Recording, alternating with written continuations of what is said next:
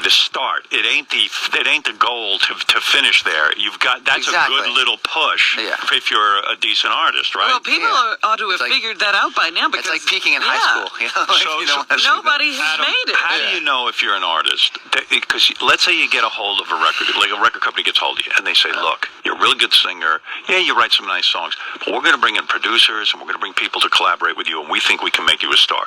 Sometimes you say you should have listened to the record company and not be a pain in the ass. But then sometimes you should have stood up and said, "No fucking way, this isn't right for me." So how do you know what's right to do? You know, I will say this: if you get lucky enough to get a record deal at any point in your life, you have to kiss ass, and you don't have to pander to what they tell you to do, right? But you got to play ball. You know, like the opinions that I get to express now and the things that I get to do with my career. In the beginning, like no, I just needed to do what I needed to do to get my record released. So when you signed your first deal, there was a certain amount of what you said. Forget ass kissing. It's more like there's a certain amount of listening you have to do and bowing to the powers that be. Listen, I'll tell you right now. And some decisions were made against our better judgment that were better for us. You know, you got to be open to realize that you don't know what you're talking about either. Right. You're brand new at this. Right. So there was stuff that we would never go the producer that produced our first record, Matt Wallace. We were resistant to use him. He's an amazing producer. Right. He ended up making obviously a fantastic record that did really well. But at the beginning, we were like, I don't know. I'm not sure about this guy. We might not have selected him ourselves. But would they ever say to you, "We want you to record this song," and you go, "Wait a second, man. This is not my sound." And then they go, "We don't give a fuck. Listen to us. We know what's a good sound for you." Oh, well, the thing that's different about us, though, is that we wrote everything ourselves. Right. So that was like, if we didn't want a song to get out, our rule to ourselves in the band were like, don't record it. Because if you record it, you might as well assume it's going to be out. Right. So, because we were different, we're like, we didn't have songs plugged in. No one brought us songs. Right. We brought them songs. So we had a lot more power in that situation. But when you can write, that's the difference. That is a huge difference.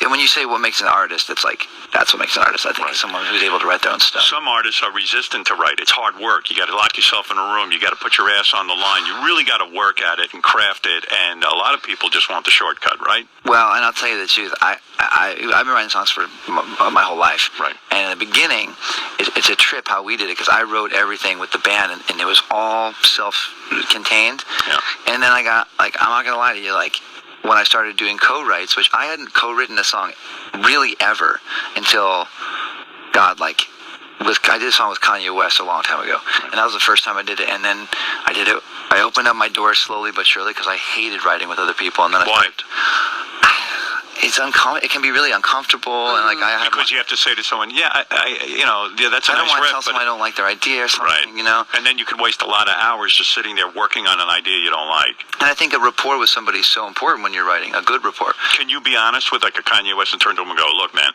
I don't hear this at all. Let's just stop," because you don't want to turn off his creativity either. But I think that when you have a really good creative working relationship with someone as a writer, you don't even have those conversations, because you just kind of want to work and do your thing, and they work and do their thing.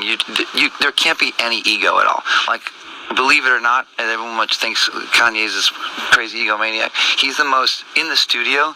The dude is so beautiful to work with, because he just wants the best thing. Any great collaborator or writer just wants the best thing to win. Yeah. The best idea wins. That's it. I think that's why Pharrell is successful.